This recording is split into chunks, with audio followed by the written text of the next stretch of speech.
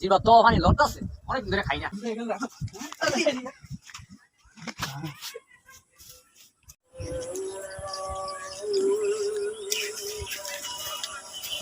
খেজুর নাকি?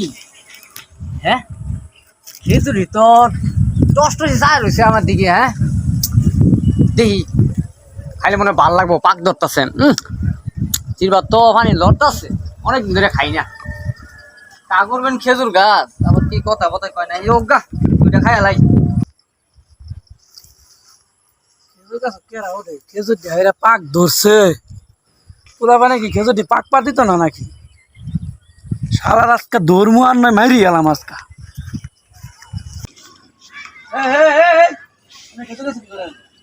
ভাই দুটা খেজুর খাইতাম।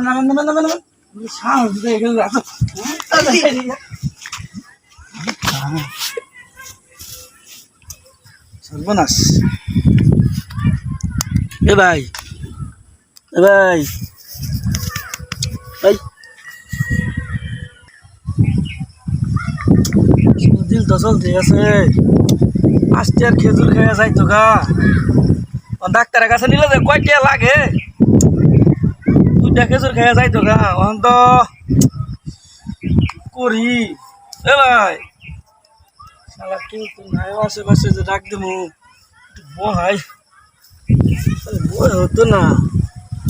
কিরে ভাই একটু পরে গেল দাঁত লাগে গেছে বহাই বহাই দেখি ভাই ভাই